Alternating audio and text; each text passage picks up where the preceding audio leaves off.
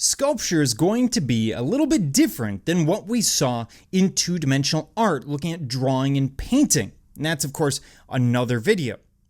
Here, we're focusing on sculptures, how they're made, and their composition, as well as issues you run into when you take art from 2 to 3 dimensions. Now, sculpture, by definition, is three-dimensional art, and it takes on a multitude of forms. The problem is we get into this strange, muddy area where somewhere between painting and sculpture, there's a painting with a really high painted texture on it, or someone has attached something to it, and suddenly you look at it and you say, is that sculpture, is that painting? It creates this muddy territory. We also get relief sculpture that could have as little texture as a painting. And so there is muddy territory there. I want you to be aware that there is that muddy territory, but this is not the place where I'm going to dig into that. That may come up in a future, more advanced video. Here, I'm just trying to introduce the ideas of sculpture, just like I introduced two-dimensional art. Now, there are, of course, massive differences between painting and sculpture. In a more classic sense, paintings tend to be two-dimensional, sculptures tend to be three-dimensional. And since paintings are flat and two-dimensional, that means there's a lot of things that we don't have to worry about if we happen to be painters. For example, weight and engineering. I'm simply worried about creating the illusion of depth and creating an image. I'm not worried about whether or not that image will collapse off of the canvas. That's not something that typically happens. However, sculpture requires an understanding of engineering, because the materials they're working with have actual weight, have characteristics, and those characteristics do not match the thing that they're portraying. So consequently, for example, this net, this is all one piece of marble, this net is carved out of marble, and the sculptor will have had to understand how the weight is moving through that net, how it gets to the ground, because of course that's always going to be the central problem of all three-dimensional sculpture. I need to take that weight and move it to the ground in a way that is safe and in a way that is stable. And this becomes even more difficult when you start moving into the human form, because humans weren't really well engineered. When you think about it, let's say I'm doing a marble sculpture like you see on the right. Maybe not that detailed, but still, a human form like you see on the right. And when you look at these sculptures, there's always a big rock outcropping or something holding them up in most cases. The reason is marble, while very strong, is very brittle. And humans have these poor bits of engineering, things like ankles. If I were to ask you how many of you have twisted your ankle or broken an ankle at some point in your life, more than likely most of your hands would go up. And yet in sculpture, I'm now expecting all of that weight of the human form, the very top heavy human form. I mean, all of our weight is up here, generally speaking. And I'm going to take all of that weight and I need to move it through this point, the ankle. I'm trying to get to the ankle. That's why oftentimes you'll see ankles that are overbuilt in sculpture, specifically to take the engineering, to take the weight and move it down into the ground. So you see where there's a problem. And humans, our ankles are flexible. If you're actually moving around, they flex, they move. If you twist them, they don't necessarily break. Marble, not so much. It doesn't bend so much as it breaks immediately. So you see where we start running into problems. When you move into sculpture, you start having to deal with engineering, with how that weight will be transferred from the form into the ground. But before we get into more of that, let's deal with some of the basics. Let's deal with dimensionality. Now, sculpture can be described as in the round, relief, linear, and this refers to dimensionality. How three-dimensional is it? Now, the most classic form that you think of when you think of sculpture is sculpture in the round. This is where all the sides are carved. You could literally walk around the sculpture and see a different form as you move.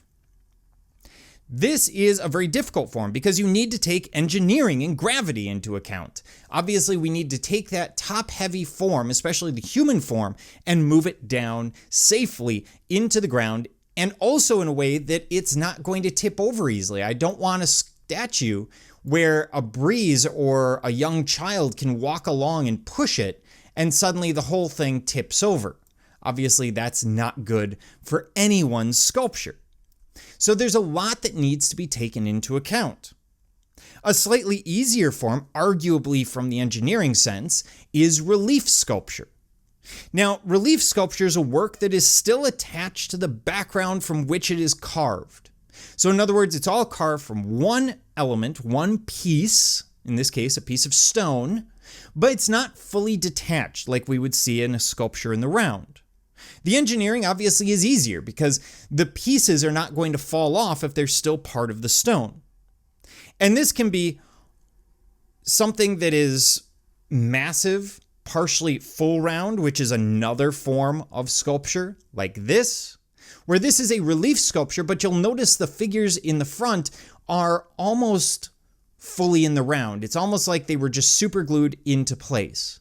This would be partially full round. It's not a term that we use a lot in art history, but it does come up on occasion, so I want to introduce you to it. You can also have low relief, which is what we see, for example, in much of the background up here. This is low relief sculpture. So there's not a lot of dimensionality here.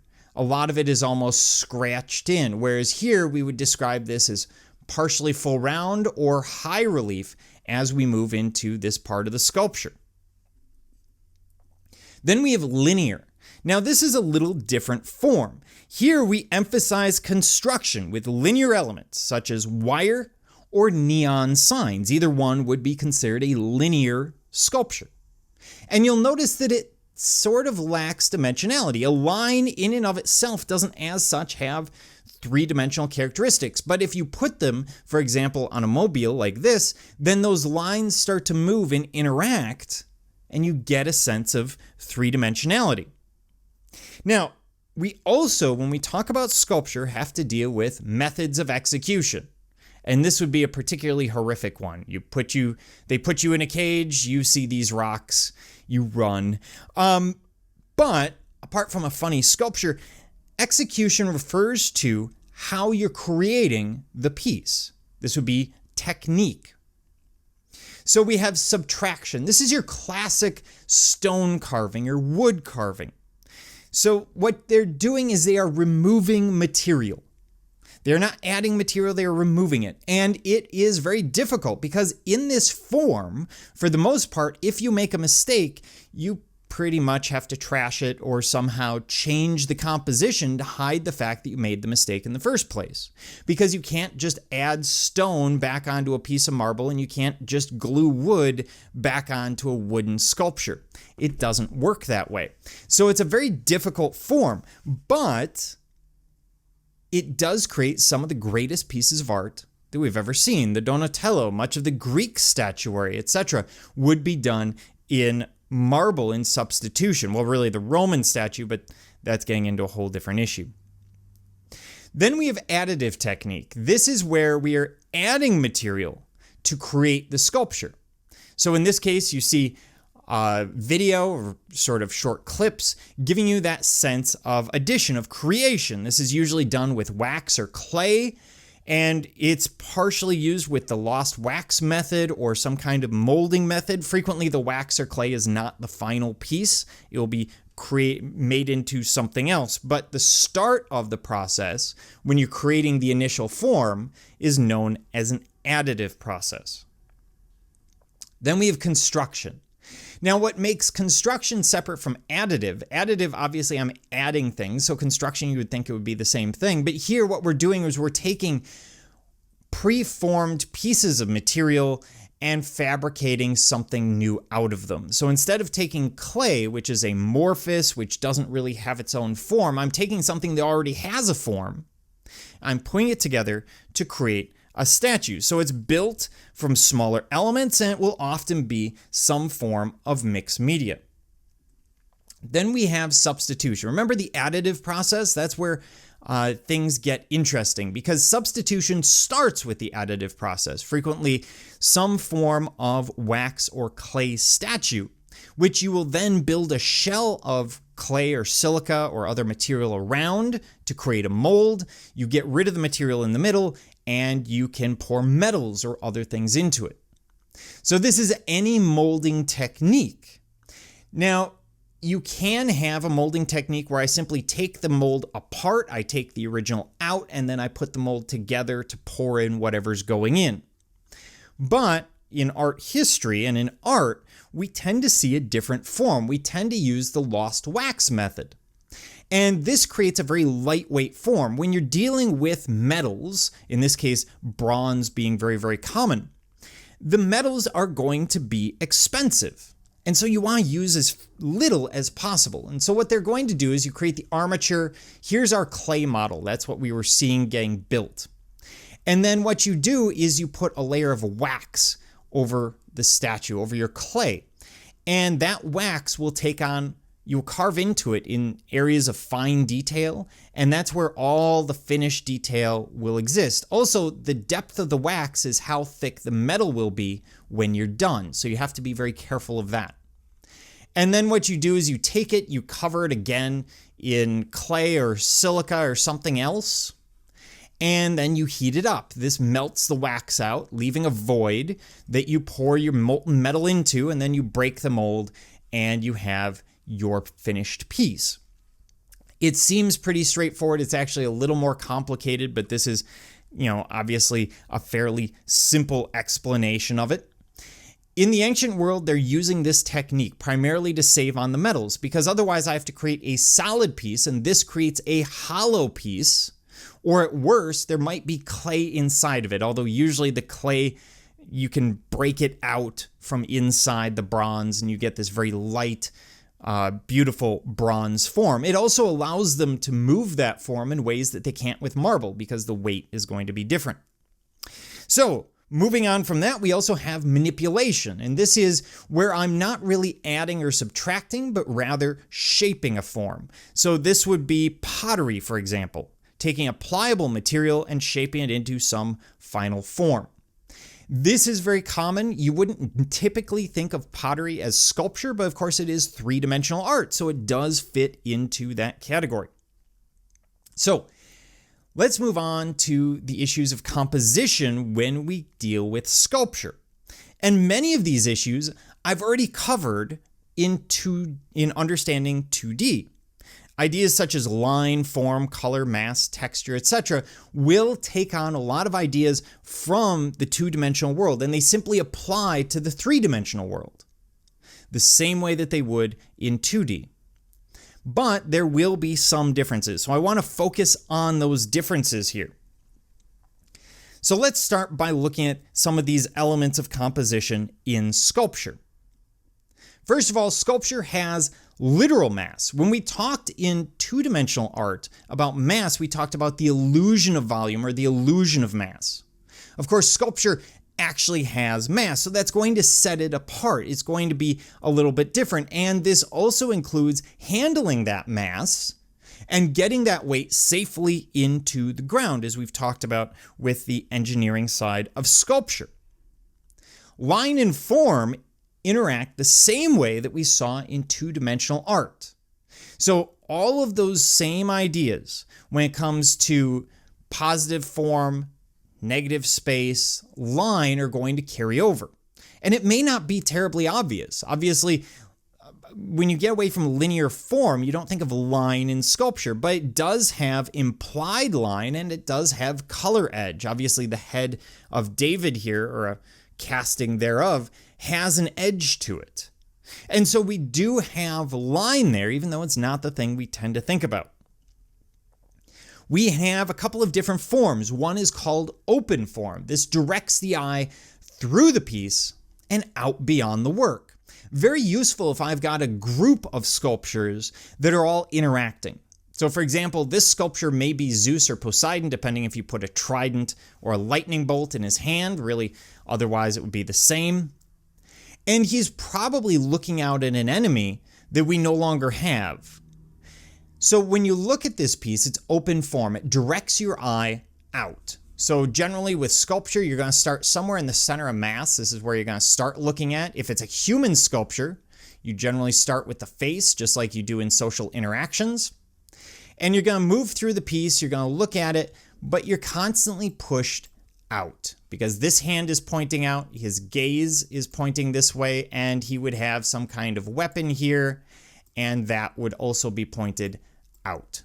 So it creates open form, pushing you to look at something else.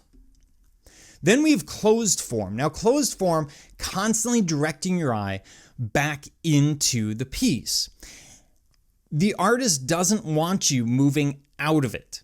He wants you to stick around in that sculpture. This is going to be common in religious or philosophical images. Here we see an image of the Buddha. And the idea, of course, is to keep you within the sculpture, contemplating the example that he set, his lessons, his ideas. We will see this a lot with religious sculptures, either from the classical world or really anywhere. When we move through the world, we will see this use of closed form in religious pieces where you're supposed to pray to or contemplate a specific god or idea. Now, of course, we also have the idea of negative space, and these are openings and outside ideas that can be negative space. And in sculpture, it becomes more complicated than in painting. In painting, the negative space is limited by the size of the canvas. Of course, in sculpture, especially outdoor sculpture, we don't have the same limitation. If you think of the Statue of Liberty, its negative space stretches from New York to New Jersey. And if I've ever found a negative space, it's New Jersey. So this could be something, a form that is between the elements, just like we saw in two-dimensional. But when we move into the 3D world, it can take on a whole different meaning or whole different idea. Here we see a man with a bag on the right, and he's giving us the idea, the impression that he is a man of the sea, because of course we're seeing right through him. The artist is taking advantage of that negative space. So when you see cutouts in sculpture, remember that those cutouts, that negative space, that missing element, could actually be the most important element that we see. Just like in two-dimensional art, the negative space can have just as much meaning as the positive space or the elements that make up the composition. In terms of color, things get rather interesting. Color can come from the material, as we see on the right from an Olmec figure or Olmec face, or it can be painted on. Now, I should point out that almost all sculpture in the Western world is going to be painted all the way through the medieval period. It's only by the Renaissance that we stopped painting sculpture and buildings. The great cathedrals would have been painted, and brightly. The Pantheon would have been painted. The Parthenon would have been painted. The sculptures would have been painted. The reason we don't is when those sculptures are dug up, the people who find them find this horribly chipped paint and frequently scrape it off and then sell it, and that's what people got used to, that these are white sculptures. That's what the Renaissance artists are looking at. And so we get this tradition of the white marble statue. But so when it comes to Western statuary, especially from the classical world, you don't read it as white marble. You need to understand it as it may have been painted. In other parts of the world, such as Mesoamerica, they do paint some pieces, but other pieces they appear to have left plain, such as the jade face that you see on the right. So you do read into the color. You do try and understand why the artist made those color choices that they did.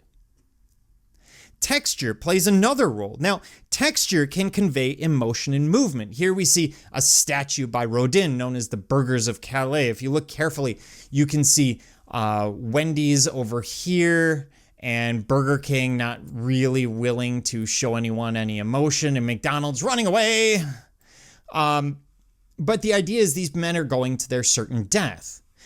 And the texture gives us that sense in a stronger way than simply depicting their emotions in natural form. Here we see what is obviously an additional bit of texture to the forehead, to the nose, to the face. And it gives us this sense of a man who is having a very difficult time walking to his death, even knowing that what he's doing is quite honorable and quite appropriate. So the use of texture can do that. It catches the light from the sun, a museum, wherever it happens to be, and gives you a certain impression. Now, if it happens to be outdoors, the texture can actually make the piece seem to move as well, which is what we see with the Burghers of Calais as the sun traverses the sky. We also have to deal with proportion. Of course, proportion is the relationship of shapes. And where we tend to think of proportion in sculpture is in the human form. All of these proportions, of course, have been written down. They've been studied. There's all sorts of great numbers and things that you can study to determine the proper human form or the most beautiful human form. 1.618 to 1 is the golden ratio. That's the proportion that applies to almost all humans. So if you look at the different bones in your finger, the middle knuckle is 1.618 times longer. That second bone is 1.618 times longer than the tip of your finger. Just like you can do these measurements throughout the body, the height to the width of the head, the height to the width of the eye, etc., and work through it. Now, where that becomes important when it comes to sculpture, and specifically human sculpture, is you need to keep in mind that the ideas of proper proportion change from society to society and culture to culture. So what we see as the perfect human form, the David, on the left, would not necessarily be read the same way in, say, Gupta period India, where they see the perfect form as more spiritual, as not having this musculature and development because that's a little bit more materialistic. It's also not reflective of their society. So this idea of using proportions can change from group to group, but proportions mean things in sculpture, just like they would in drawing and painting, but it becomes a bigger issue when you're dealing with a three-dimensional form because there's more proportions that have to be right. So let's look at some other factors in sculpture. We have the idea of articulation or eye movement, and I've touched on this. This is how the eye moves from one element to the next within a sculpture, painting, or photograph. And the eye will always move in certain predictable ways. When we come into a statue, for example, we will always come in somewhere around the center of mass. I keep using that term, really the largest section or the face. In this case, it's an abstract human form. There is no identifiable face right off the top, so you're probably going to come in somewhere here. And then you're going to move around the piece, usually following shapes. So your eye doesn't usually just bounce randomly, but it does more or less follow. So you might follow one leg down, and then you go back up that leg and you go down the other leg, and then you come up to the head and you move around it. Artists can predict roughly where you're going to move throughout the piece because we have studies of this, but also it's been understood for a long time. It's a very important element of storytelling, and we touched on this in two-dimensional as well, the idea of moving your focus throughout the piece. In sculpture, it becomes trickier because, of course, not only are you looking at it from this angle, but you can walk around the piece, which means I need to think about what angles you're going to see from all different directions if I'm a sculptor. Then we have focal area. This is the area in the composition where your eye is going to be naturally drawn. This is where you start.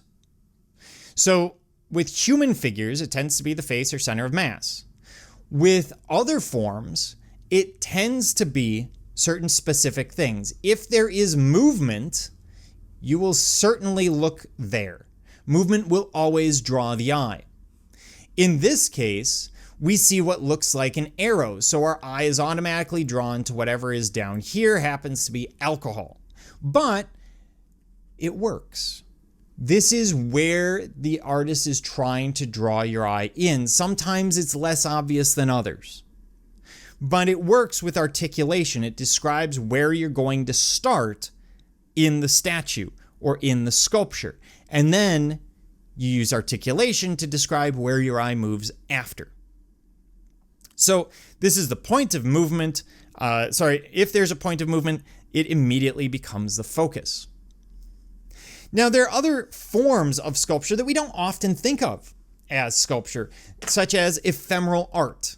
Now, ephemeral art was designed to be transitory, to be temporary. It's supposed to make a statement and cease to exist. It originally was developed as a protest against the gallery and art system because you can't sell all of these rocks in the creek. You can't sell the spiral jetty because you can't actually take it apart and put it all back together again. It just doesn't happen. So consequently, you can only sell photographs. It creates a more pure form, or at least that's what many artists believe. And it's meant to be temporary. It's meant to be something that only exists for a short time. And this is very different from the Western artistic tradition where we constantly restore paintings and sculptures and everything else. We constantly try to preserve. Ephemeral art is very, very different from that. You are looking at something that may not exist tomorrow, and no one is attempting to save it, in theory. Although, of course, once the artist is gone, well, frequently people get involved, but that's a whole different ball of wax. Then we have found art. These are pieces. They're created from undisguised but often modified objects or products that are not normally seen as art. These are objects that become art due to the artist's hand, or not due to the artist's hand, but because the artist chooses the piece from the original setting. Fountain by Duchamp is a famous example of this. This is a urinal. All he does is tip it on its back and then puts a signature and a date on it and calls it done, calls it found art. That is his process. And what found art does is it sets off a couple of different thought processes. First of all, oftentimes the artist is trying to encourage us to look at an everyday object, something that would be industrial design or commercial design, and look at as art. If I work for Kohler, for example, or American Standard, for 6 months designing a urinal, I might see it as art. You might see it as, well, that thing in the bathroom that you use in a rather grotesque way if you happen to be the urinal. So, they may be asking you to look at as a piece of art. Secondly, they may be asking you to have a conversation about what is art. Does this qualify as art? Does it count even though it's commercial? And how much or how little can an artist do to modify a piece and still call it art? There's a video on this channel about Fountain, and that's where you would get a much deeper dive into this idea of found art. And then, of course, we have sense stimuli. Of course, we can do things with sculpture that we can't do with painting. For example, we can imagine touch in sculpture much more easily than we can in painting because we're not used to touching two-dimensional things. So you can touch sculpture. And this also applies to the sense of touch within sculpture. So for example, this very famous example of statuary where you see the fingers pressing into the thigh and you get a sense of a soft human form more so than a hard marble form. And that would be describing touch within the piece. It's not necessarily just if you physically touch it, what would it feel like? It's sometimes how does the piece feel when you look at it? So it's sort of a complicated issue. How would it feel? Is it cold? For example, marble, you would imagine that would be cold even on a warm day. Wood, like I showed you just earlier, that's going to feel probably room temperature, maybe a hair bit warm. So you can describe that. You can describe how the touch seems to appear within the piece as we do with the hand. There's a number of different directions you can go with this. But of course, let me remind you, do not touch sculptures or it tends to end fairly poorly. Then we have temperature. Now, warm and cool tones, as I talked about in the Understanding Two-Dimensional Art video, warm and cool tones affect the idea of temperature. For example, we see a blue, a red, and a yellow statue here. You would expect the blue one, your brain sort of expects that to be colder than the red one. The red one's going to have a warmer feel. Even though we know they're the same material, they're in the same place, logically they should feel exactly the same. But you will read into that. Also, a wood sculpture, for example, will give you a sense of a warmer temperature than, say, a marble statue. And you can talk about that. Now, you wouldn't use all of these describers in every sculpture. That would probably drive you mad. What you're doing is you're picking these different elements as they apply to a specific piece that you're looking at, whichever ones best apply to whatever the sculpture is. We also have the question of age. Now, weathering can give sculpture a sense of time, as we see on Easter Island on the right. And age can also affect our emotional response to a work. Something that looks older is going to give us a sense of antiquity. It's going to give us a sense of things before. It tends to make us think about the past. Whereas something very new, as we see on the left, doesn't have that. And it doesn't mean that that artist doesn't want us thinking about time, etc. He may just be going in a different direction. So creating a sense of age, whether it's artificial or real, is something that you read into in a sculpture, because it's going to affect how you look at, how you understand it, and how you interpret it. Then we have dynamics. Basically, we can get a sense of movement from a statue.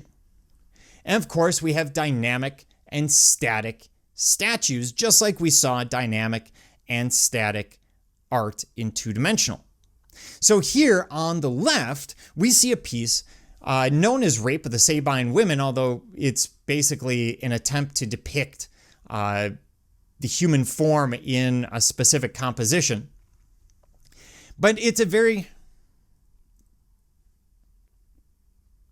in a specific composition, but it's a very dynamic image. You can't look at it and not get a sense of movement, especially as we have this sort of corkscrew that runs through it. And then we have the woman trying to get away, the man trying to hold her, the old man in a very awkward position beneath. But it's very dynamic. You can't look at and not get a sense of movement. Here we have a static image. And remember, when I talked about closed form, I talked about using religious imagery frequently as closed form, or at least as something that isn't going to move you through. Here we have an image of Jesus. This, I would argue, can be both open and closed because, of course, we have the hands pointing out, but they're not pointing at anything. There's nothing there. And it depicts a common form for him, seen on the cross or seen providing a blessing, depending on the setting. But here we have this very static form. He's unmoving. This is going to be important in this religious context because I don't want the idea of Jesus or a founder of a religion as being someone who's going to change and move and alter. I want my religion founded on something solid and immovable. And so we tend to see static associated more with religious pieces. And obviously, there are going to be some variations to this depending on where you are and who the sculptor is, etc. Size matters in sculpture. When we look at size, larger sculptures have more mass and more impact. But as you see on the left, on the right, and this is, of course, Mount Rushmore, when the artist starts working in a larger form, he will generally include less detail because the grandeur of it takes over. So larger sculptures will be less detailed. If you look at Teddy Roosevelt there, he looks pretty basic. I mean, there's a couple of lines for glasses, there's a mustache, but if you remove that and change the hair, he looks an awful lot like Jefferson next to him, or Washington and Jefferson could actually be swapped and you wouldn't know it. Lincoln's the only one that really looks a little bit different. And even there, take away the facial hair and the hair, and he can again be swapped in back and forth. So when we're looking at massive sculpture, we're not looking at detail. We're looking at grandeur, mass, and size. Lighting can have a huge impact, especially at night or in an indoor setting, because the way a sculpture is lit gives us a sense of color. And as we know, color can give us a sense of emotion, blue being calming or sadness, green, envy or growth, orange tends to be energetic, yellow, happy, red, passionate, or anger. You get the idea. So this can change how we read the piece. This sculpture could be white in the middle of the day, and we read it completely differently than we do at night when it's lit up in multiple colors. Environment plays a role as well. Now, of course, it provides context. This is why museums can be so harmful to understanding sculpture. So here we see the ecstasy of St. Teresa. She's in this sort of dreamlike state, and what she's seeing in her vision is this angel of God about to thrust an arrow of love through her heart. In a church, we read this as a miracle because it's in a church and the environment plays in. If, however, I put this in a cornfield, you would read this as an act of homicide, maybe by a very attractive angel and, rather overdone with all the marble and such, but it becomes an act of homicide. Context is important. Environment is important. And so when we look at statues, oftentimes we will try and look at them in their original environment or study them as if they were in their original environment. Whereas in other cases, we don't have that. We don't know exactly what the environment was.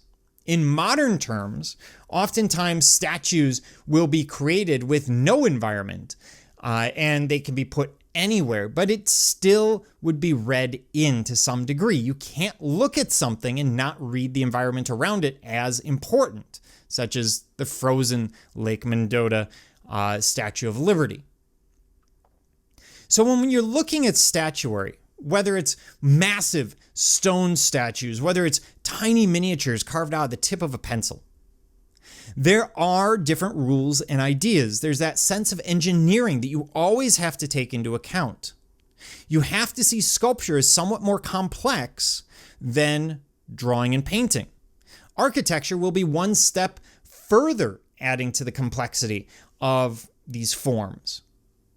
And when you look at statues, when you look at sculpture, it's always going to be a mix of those compositional elements from the two-dimensional world and the new elements that apply to the three-dimensional world. So things get more complicated as we move on. But that's why I'm creating these, so you can hopefully have a better understanding of sculpture.